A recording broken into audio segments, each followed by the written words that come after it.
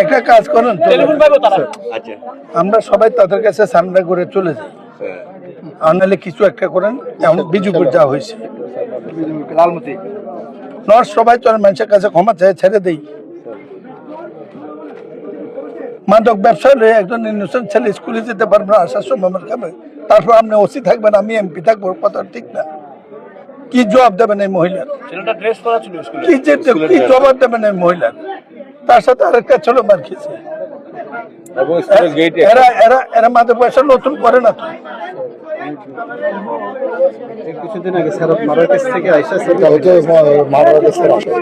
তাদেরকে বিচার আওতায় আনা হবে।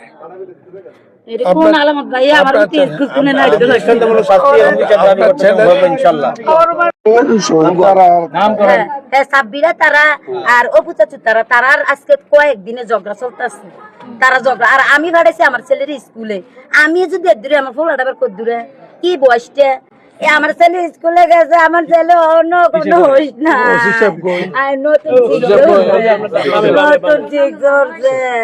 কি জবাব দেব? আচ্ছা, প্রথম কথা হলো একটু বলি, ইতিমধ্যে চিকিৎসার কি ব্যবস্থা হয়েছে?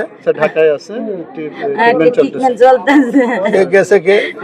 আমার বোনে গেছে, আমার বোন জামাই আছে। কোথায় আছে? অপারেশন থিয়েটারে ঢুকছে না, ঢাকা মেডিকেল।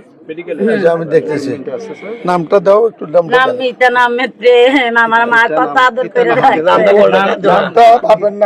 আমি ক্ষমা চাই, আমরা পারি নাই আপনার ছেলে নিরাপত্তা দিতে, কিন্তু যারা ঘটনা করছে তারা। আপনার পরের লাইনটা সম্পর্কে আমি অবহিত ছিলাম না।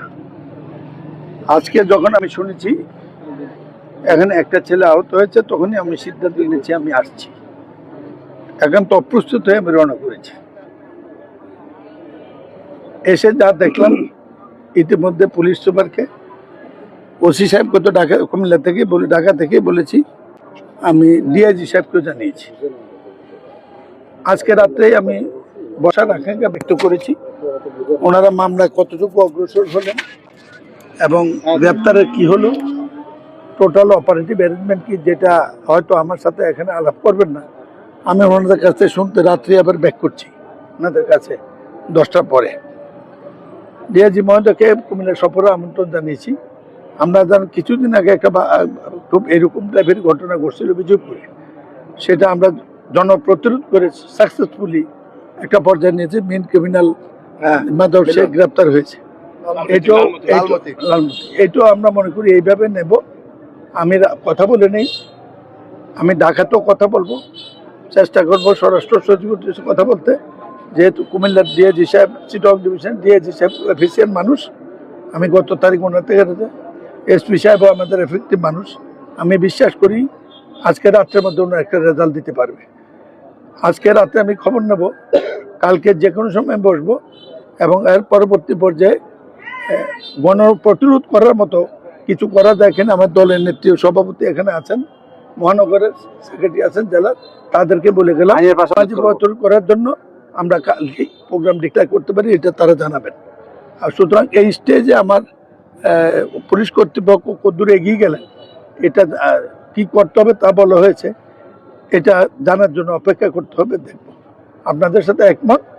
আমি আপনাকে বলে দিলাম, আল্লাহ মালিক এর শেষ দিকে ছাড়ব।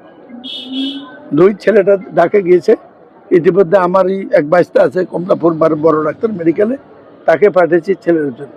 আশা করি ছেলেটার চিকিৎসা কোনো সমস্যা হবে না। তবে এই কথা আমি উপলব্ধি করি, তার মা যখন প্রশ্ন করেছে আমার ছেলের কি দোষ, এত বছর রাজনীতি করে এই কথার জবাবদার মতো জবাব আমার কাছে ছিল না। আমি ক্ষমা চেয়েছি। আমার এই মনোভাব সরকারকে আমি কালকের মধ্যে বিস্তারিত অগ্রগতি জেনে আমি জানাবো।